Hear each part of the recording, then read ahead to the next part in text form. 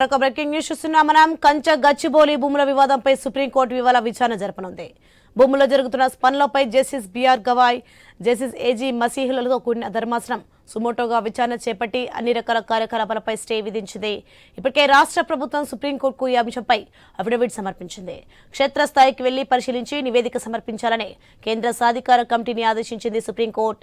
ఈ case supreme court ముందు విచారణకు వస్తున్న నేపథ్యంలో సీఎస్ శాంతకుమారి, తెలంగాణ పీసీసీఎఫ్ డోబ్రియాల్, రాష్ట్ర ప్రభుత్వ సలహాదారు శ్రీనివాసరాజు ఢిల్లీ చేరుకున్నారు. రాష్ట్ర ప్రభుత్వం తరపున సీనియర్ న్యాయవాది అభిషేక్ సింఘ్వి వాదనలు వినిపిస్తున్నారు. రాష్ట్ర ప్రభుత్వం దాఖలు చేసిన అఫిడవిట్, సీఈసీ దాఖలు చేసిన నివేదికను పరిశీలించిన తర్వాత ధర్మాసనం ఎలాంటి ఉత్తర్వులు జారీ చేస్తుందోనన్న ఉత్కంఠ సర్వత్రా నెలకొంది.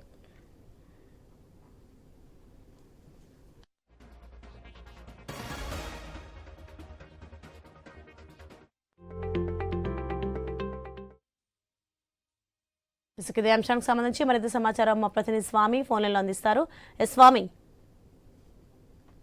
సుప్రీంకోర్టులో ఒకవైపు గ్రీన్ బెంచ్ ధర్మాసనం justice B R Gavai, justice A G మహేసింతో కూడిన ధర్మాసనం ఈ రోజు కేసును విచారించడంతో ఒకవైపు రాష్ట్ర ప్రభుత్వం ఇప్పటికే అఫిడవిట్ దాఖలు చేసింది. కంచగచ్చి భూములు ఉన్నటువంటి 400 ఎకరాల భూమిలో గతంలో దాదాపు 21 సంవత్సరాల లీగల్ ఫైట్ తర్వాత రాష్ట్ర ప్రభుత్వానికి ఈ భూములు సంక్రమించాయి. అయితే ఈ భూముల విషయంలో వాటిని చదును చేస్తుండగా పర్యావరణ సంబంధమైన ఇష్యూస్ లో ఒకవైపు రాష్ట్ర హైకోర్టులో ఒకవైపు వివిధ స్వచ్ఛంద సంస్థలు, హెచ్యూ విద్యార్థులు ఒకవైపు సంబంధించి లీగల్ ఫైట్ చేస్తారు. మరోవైపు సుప్రీంకోర్టు గ్రీన్ బెంచ్ ధర్మాసనం దీన్ని సుమోటోగా కేసును తీసుకొని విచారించింది. అక్కడ జరుగుతున్నటువంటి పనులన్నిటి కూడా పూర్తిగా నిలిపివేయాలని చెప్పి స్టే విధించడంతో పాటు రాష్ట్ర ప్రభుత్వం పూర్తిగా ఉన్నటువంటి అన్ని విషయాలపైన సమగ్రమైన అఫిడవిట్ సమర్పించాలని చెప్పేసి కూడా ఆదేశించింది.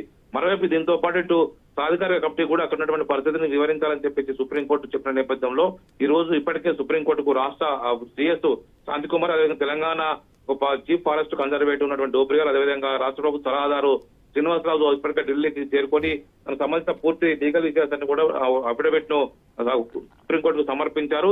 దాంతో పాటు రాష్ట్ర ప్రభుత్వం తరఫున ఇదే విషయం పైన సుప్రీంకోర్టులో సీనియర్ అడ్వకేట్ అభిషేక్ సింగ్ దీనికి సంబంధించి వాదనలు వినిపించబోతున్నారు.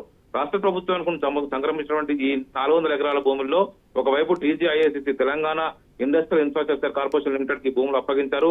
రీసెంట్ గా అందులో బోర్డు కూడా పాదడం జరిగింది. అక్కడ ఉన్నటువంటి చట్టాన్ని కావచ్చు, భూమిని చదును చేస్తున్న క్రమంలోనే ఈ ఫైట్ లీగల్ ఫైట్ ఏర్పడింది. ఒకవైపు అక్కడ ఉన్నటువంటి హైదరాబాద్ సెంట్రల్ యూనివర్సిటీ విద్యార్థులు ఈ భూమి మాదే అని చెప్పేసి పెద్ద ఎత్తున కూడా ఫైట్ చేశారు. దాంతో పాటు వాళ్ళు కూడా రాష్ట్ర హైకోర్టును సంప్రదించారు. అక్కడ హైకోర్టులో కూడా ఒకవైపు విచారణ కొనసాగుతుండగానే సుప్రీంకోర్టు సుమోటోగా కేసు తీసుకొని విచారణ కొనసాగిస్తుంది.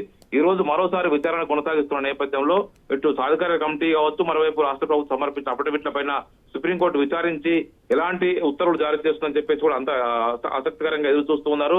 ఒకవైపు రాష్ట్ర ప్రభుత్వం ఇప్పటికే భూములు మావే అని చెప్పేసి ప్రభుత్వం స్పష్టం చేస్తూ ఆ స్థలాల్లో ఒకవైపు ఆ బోర్డులు కూడా పాతడం జరిగింది. గతంలో 20 సంవత్సరాలు జరిగినటువంటి లీగల్ ఫైట్ లో అక్కడ ఉన్నటువంటి ఖాళీ స్థలంలో అనేక చెట్లు మొలిచి చిన్న ఒక కంచెలాగా ఏర్పడింది. అక్కడ ఎలాంటి ఫారెస్ట్ లేదు. కాకపోతే ఆ చుట్టుపక్కల ప్రాంతాల్లో ఉన్నటువంటి పెద్ద ఎత్తున ఒకవైపు హెచ్యూ భూముల్లో ఉన్నటువంటి వివిధ ఒకవైపు జంతుజాలం అంతా అక్కడ తిరుగుతుంది కాబట్టి దానికి సంబంధించినటువంటి ఎలాంటి మేము ఒకవైపు విధ్వంసానికి పాల్పడలేదని చెప్పేసి రాష్ట్ర ప్రభుత్వం కూడా పేర్కొన్నది. దీనికి సంబంధించి అక్కడ భూములు కూడా మావే అని చెప్పి స్పష్టం చేస్తూ సుప్రీంకోర్టుకు అయితే అఫిడవిట్ దాఖలు చేసింది. ఈ రోజు సుప్రీంకోర్టు ఇదే విషయాన్ని కూడా ఒకవైపు విచారించి ఆ ధర్మాసనం ఎలాంటి ఉత్తర్వులు ఇస్తుందని చెప్పి అంతా ఎదురు చూస్తున్నారు. రాష్ట్ర ప్రభుత్వం కూడా తమ తరఫున వాదించడం కోసం ఆ సీనియర్ అడ్వకేట్ ఉన్నటువంటి అభిషేక్ సింగ్ ని ఇప్పటికే రాష్ట్ర ప్రభుత్వం ఈ కేసులో ప్రభుత్వం తరఫున వాదనలు వినిపించబోతున్నారు. సుప్రీంకోర్టు ఉన్నటువంటి గ్రీన్ బెంచ్ ధర్మాసనం నుంచి ఒకవైపు ఇటు జస్టిస్ గవాయ్, జస్టిస్ ఏజీ మహీంలతో కూడిన ధర్మాసనం విచారించి ఈ రోజు ఎలాంటి ఉత్తర్వులు ఇస్తుందని చెప్పి అంత ఎదురు చూస్తున్నారు. సోని.